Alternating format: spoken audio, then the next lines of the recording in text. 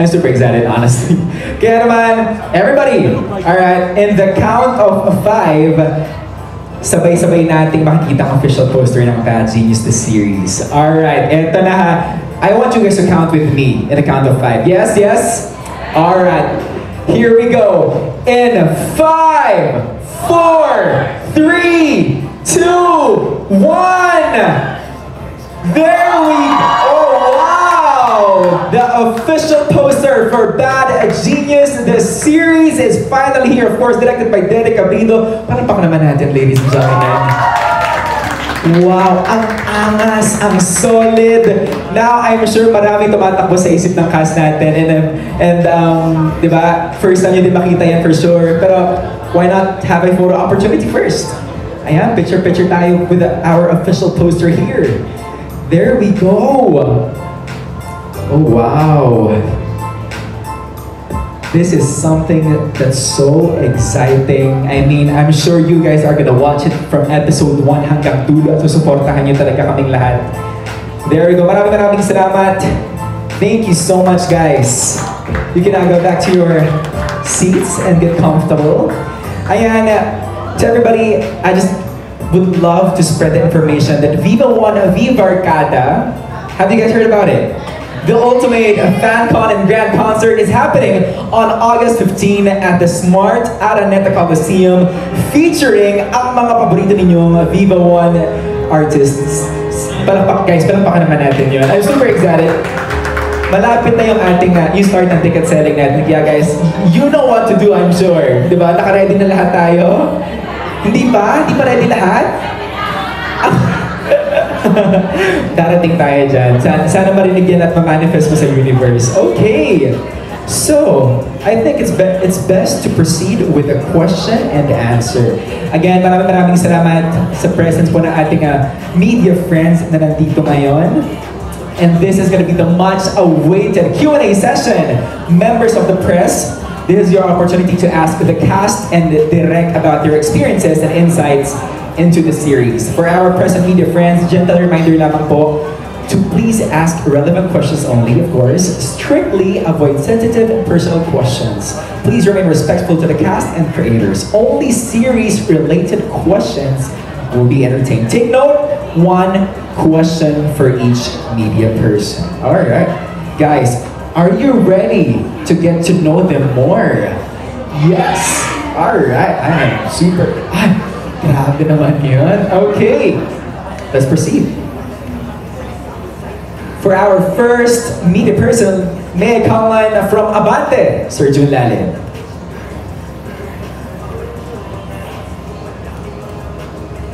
Yeah, good afternoon. Yeah, Atasha, congratulations. You gave up a lot for Bad. Pwede ka namin napapanood sa Itbulaga sa ngayon because of this. Pero yun nga, Atasha, super yung pagtutok mo sa, super kinakabahan ka rin ba? Kasi, syempre, we all know kung gaano ka-successful yung Thai na, yung original letter, di ba? So, gaano ka-tense, gaano ka gaano ka natitense, lalo na, syempre, your brother, ang bongga ng ang mutya ng Section 3, di ba? Siyempre naman kinakabahan ako kasi first kong project, tapos it was a big shift from coming from EB and to now doing a serious project. But nonetheless, like I said before in the cast reveal, with a project like this was such a great opportunity and a great blessing that I would never ever take it for granted. And I can happily say now that we've been taping that we all gave our 100% and we hope that you guys enjoy it. Ano yung pinaka-challenging na ginawa mo? Sa totoo lang po, lahat. Everything was challenging, but I always believe in the saying that nothing good comes easy. So you always have to give it your best, give it your all, and obviously put in your heart into the work that you do. Yan. Pero ito ang tatanong ko yung sa inyong apat, how's bilang director? Kasi he's really nice, di ba? Parang barkada, I'm sure, di ba? Ganon. He's always nice kanino naman dahil siya. Pero once na rumurolyo na yung camera, kumusta siya? Or kumusta siya pag nasa set na kayo? terror ba siya? Ay, hindi po, hindi po. Actually, this would have been able to happen without the help of the Rex. So lahat ng scenes namin, with the Rex would always guide us. He would give us ideas on how to attack the scene, what emotions are needed, and as a newbie actor, it gave me a lot of confidence and it made me really happy and made me enjoy it more, the whole process of taping. Love you, Direk. Ayos eh. Actually, before we went on stage, me and Derek had a moment together. I was like, sabi ko, we couldn't even finish our moment kasi sabi ko, later na lang, I might start crying. But I'm just super thankful kay Derek kasi he's really pushed me a lot. He's really challenged me and he pushes all of us to really put in our true authenticity into our characters and into each scene. So, I'm super thankful to Derek. He's definitely helped me grow so much as an actress. And I'll always be so thankful to you. Gab. For me, really grateful and thankful to work for Direk. Very, very talented director. And he wanted specific things. And he really pushed us to be the best version of being an actor. And I really appreciate that since the beginning. He told me that he wanted me something different na mabigay ko dito sa mga ibang shows ko. And I really appreciate that. And yung collaboration namin sa mga scenes kung may gusto akong i-add and he lets me. So, you know, I'm just grateful to be working with him. Jairus? Derek is so brilliant, grabe. Yung hindi din na sa kanya, hindi din lalabas lahat ng best namin dito. And I'm just so happy and honored to work with him. You know, acting is learning pa rin talaga. Hindi yun humihinto. So, ang dami ko pa rin dituan kay Derek. And what's really nice is talagang hinahayaan niya kaming gawin yung gusto namin. And pare-parehas kami ng vision sa utak namin. Lahat kami nagko-collaborate. Kaya happy kasi parang wala kaming boundaries doing our stuff na we just let ourselves be. So yeah, very happy and you know, honored. And sana maka-work ulit si Derek kasi sobrang galing talaga niya. Ang bongga, no? Puro-puri kayo. Wala man ang bat. Diba? Pero yan, ikaw direct. Ikaw ba hindi na-trauma dyan sa apat na yan? To be honest, sobrang dali silang katrabaho dito, June. Of course, nandoon na may mga time na kailangan maging seryoso ng set. May mga time na kailangan talaga silang i-push doon sa mga specific scenes. And one thing na sobrang grateful ako na sila yung napili for this casting para po sa Bad Genius. I mean, nakita ko kasi kung paano lahat ng nabago yung variations ng mga characters. Sabi ko nga always, lagi ko nga sinasabi na parang every piece or every series or every project that I do, it's always a collaboration between the director and the artist. Yeah. And one thing that is so important is that how much good or kung kahit anong ibigay na direksyon ng isang director, ang makikita pa rin sa camera at stay. Sila pa rin yung huling-huli na magbibigay buhay dun sa character. And for this one, there are things na ginawa sila na hindi ko ini-expect. May mga eksena na, uy, hindi ako yan, sila na yan. I mean, nakikita ko yun. And from there, napaglalaroan ko. Pero ang bongga, di ba? Kasi Jody, Piolo Pascual, tapos kayo, di ba? Nakaka-proud na madirect na isang Derek Cabrido. Yan, thank you. Hindi ako sumunod sa one question kasi nung last press con, ako lang sumunod sa one question. The rest after me, ang daming tanong. So, ginamihan ko. Yun na. Maraming salamat, Sir June Lalin. Alright, there we go. Next up is from TV5 Digital. Let's call in Von Belinario. Hi everyone, congratulations. Talagang we're looking forward to this adaptation. Siguro yung first question ko ay for the cast, Gab, Hyacinth, Jairus, and Atasha. Sa tingin nyo, while doing the project, while filming the series, how will you equal or surpass the original Thai version? Being nalulocalize yung eksena at yung storya based din sa nangyayari dito sa ating bansa. Anyone can answer first. Back? Tayo. Hindi. Paano ba? Kasi it's hard to say na paano may equal eh. Kasi at the end of the day, we did our very best. We did our own interpretation of the series. We did our own touch dun sa kada characters and own stories. Kasi this time, you know, we tackled family, you know, friends, and other stuff pa about, you know, cheating and all about the series itself. So, ang hirap i-equalize, but I just know na parang may equalize siya or susubukan namin higitan kasi ginawa talaga namin yung best namin dito. Like, more than 100%.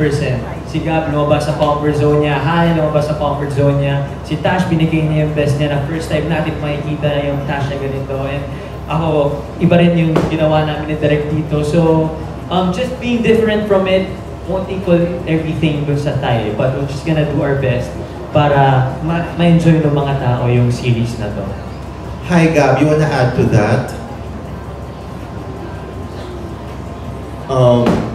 This series po kasi yung peg po very edgy, you know, yung scenes, parang hindi naman po pa-copy-paste syempre, pero syempre we want it to be different din as well, more of Filipino touch, more on family, ano ba yung pinagdadaanan ng isang Pat, syempre mayaman siya, di ba? Pero syempre deep inside, meron din siyang pinagdadaanan sa loving family niya, which is his dad.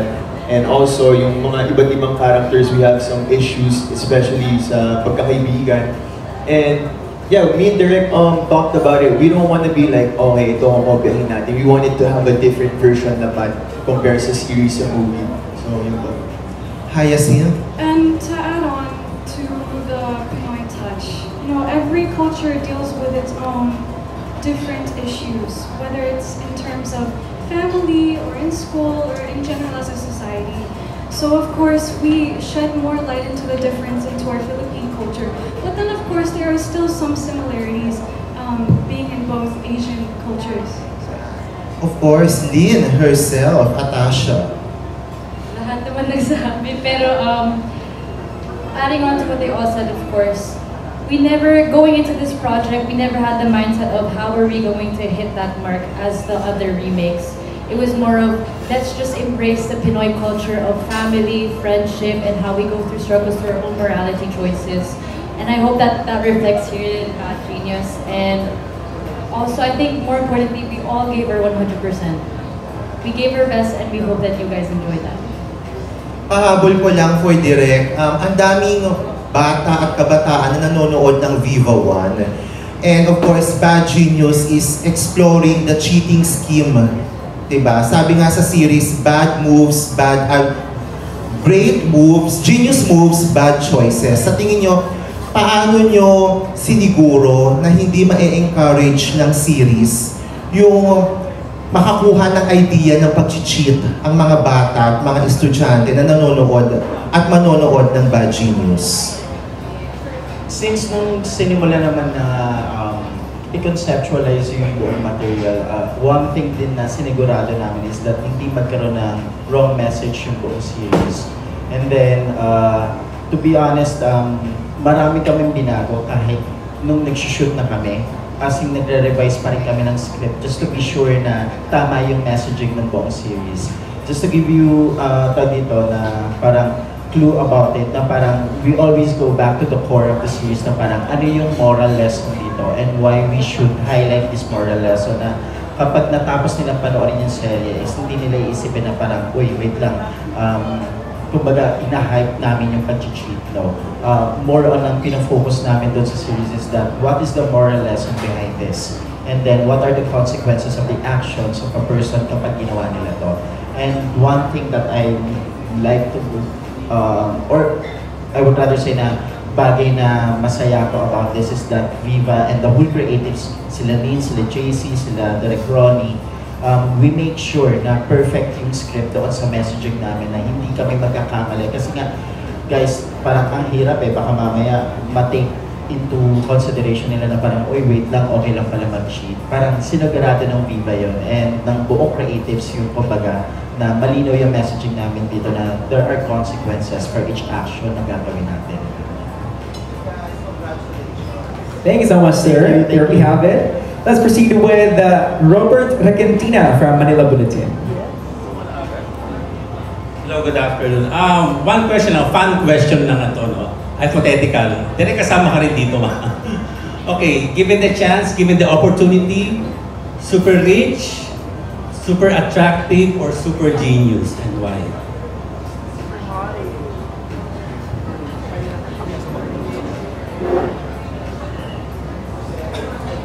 For me, super genius. Because I think if you're super rich, yung kailangan parang I feel like wala kang pagdadaanan eh. At least yung super genius, you're gonna work hard for it, you know, like either business or whatever it is. And I don't know, it's just super cool to be genius, di ba? Yeah. Ako siguro super genius, sorry tata. So ako siguro super genius din. Kasi baka makaisip ako ng genius ways para maging super rich. Diba? Kaya baka maging super attractive ako kasi super genius ako. So yeah, baka super genius.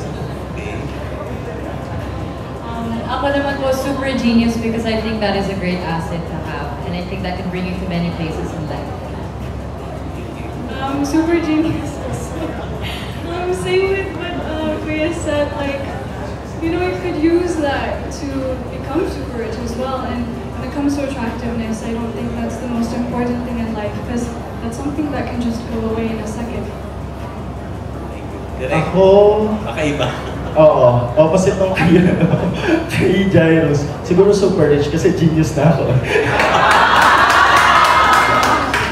So joke, and then, I mean, of course, gusto mo rin syempre definitely maging genius ka, diba? Parang kung matalino ka ng tao, parang alam mo na kagad kung ano magagawin mong decision sa life mo eh. Thank you and congratulations. Thank you so much. Tatandaan namin yan direct. Thank you so much. Of course, next we have from Rider PH, Jojo Panaligan. Hi, question ko kay Atasha. Atasha, paano mo sinanel ang inner angas mo? At saka, believe ka ba when people say, or ano yung thoughts mo when people say, ang Pilipino maabilidad? Does it come to you as something negative or something positive? Yung dalawang yun, please. Leading up to this project, once I received the news that okay, I'm going to be doing Bad Genius, we did a lot of workshop, especially with Direct, and a lot of meetings going back and forth. And I think I was able to channel my character because of everyone right beside me, and also to the production. This was all just one big team effort, and the reason why I can say confidently that I was able to do it was really because of them. Because it's far from who you really are. Yes. It's very, very far kasi yung personality ko po is very bubbly, very happy-go-lucky, just ganun. And yung second and last question ko, yung pag sinasabing ang Pilipino maabilidad, does it come to you as something negative or positive? Pwede po ulitin yun sa... Pag sinasabi nila ang Pilipino maabilidad, does it come to you as something as negative or positive? And why? Positive, because I think we can do anything we put our mind to. Thank you.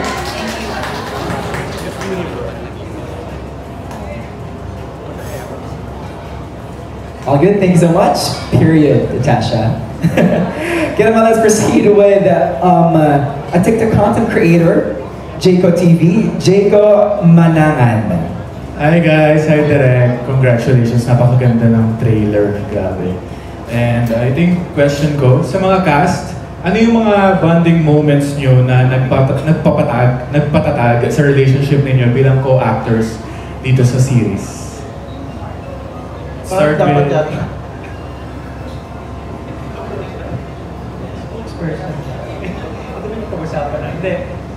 Madami actually, just working together habang hindi pa kami kinukunan, you know, magkakasama kami sa set.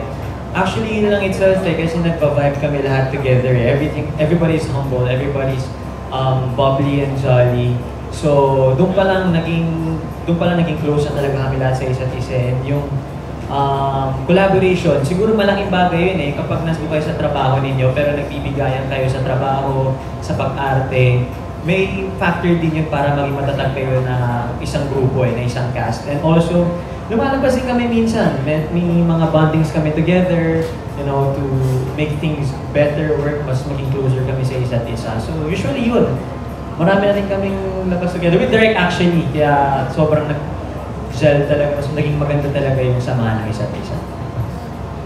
Yes, to add on to that as well, from the beginning, since sa workshops until our last taping day, we really just gelled together as a cast, and we've all gotten along, even behind the scenes.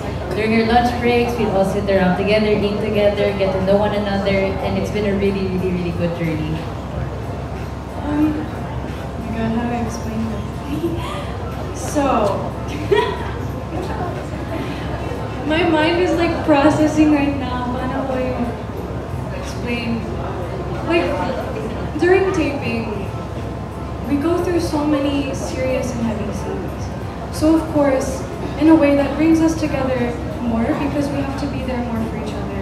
And let's say one of us has a heavy scene, everyone else will check in on each other, and ask how we're doing and show a lot of support. And then yeah, we would go out every now and then and really just get to know each other. Sorry, what was the question? I was in the restroom, sorry. Yeah, ano yung mga bonding moments nyo na nagpatatag bilang co-actors dito sa series? Bonding moments, I mean, nasabi na, after the shoot, we go out sometimes, not just us, the cast, but the whole production then. So, I really appreciate, being with them. Kasi, syempre, pag sa work, iba't-iba yung focus na kami sa work. Pero pag nasa labas, we share, kwentos, mga ganon. And then, the other cast too, sometimes we invite them to play basketball with us, me and Jai, or sometimes we do TikTok together. So it's all about just being there for each other and being comfortable with each other, because that's the most important thing. Can I add? Small lang. To what Gab said, I was thinking about this kanina. I feel very lucky and grateful to know that the whole production, to be surrounded by a production who, they really show you and they tell you every day how much they want us to succeed. And they assure us all the time, and you can really see in the effort that they put into this whole project na they care so much, and they care about us, and they see all of our potential and how much more that we can grow. May last question na lang. Siyempre, since si Atasha, this is her first ever lead series, ano yung first impression niyo sa kanya and last impression?